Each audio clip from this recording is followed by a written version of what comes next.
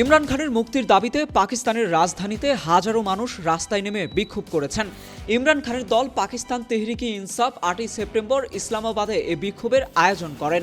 এ সময় পুলিশের সঙ্গে পিটিআইয়ের কর্মীদের সংঘর্ষের ঘটনা ঘটে।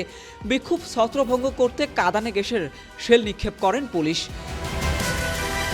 আল জাজিরার খবর বলছে, চলতি বছরের ফেব্রুয়ারিতে দেশটিতে অনুষ্ঠিত জাতীয় নির্বাচনের পর এবারই প্রথম বড় কোনো বিক্ষোভ করেছেন পিটিআইয়ের নেতারা। টেলিভিশন ও সামাজিক যোগাযোগ মাধ্যমে ছড়িয়ে পড়া ভিডিও ফুটেজে দেখা গেছে সমাবেশের শেষের দিকে পুলিশের সঙ্গে পিটিআইয়ের কর্মীদের সংঘর্ষ বাধে।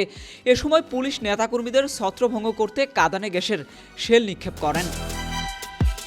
পুলিশ জানিয়েছে, সমাবেশ শেষ করতে পিটিআইকে সময়সীমা বেঁধে দেওয়া হয়েছিল, কিন্তু দলটি আগে থেকে ঠিক করে দেওয়া সেই সময়ের মধ্যে সমাবেশ শেষ করেনি।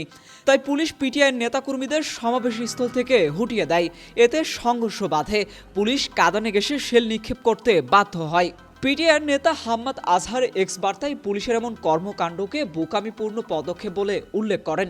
তিনি লিখেন, শান্তিপূর্ণ অংশগ্রহণকারীদের উপর গোলাবর্ষণ শুরু করা পুলিশের বোকামি ছিল।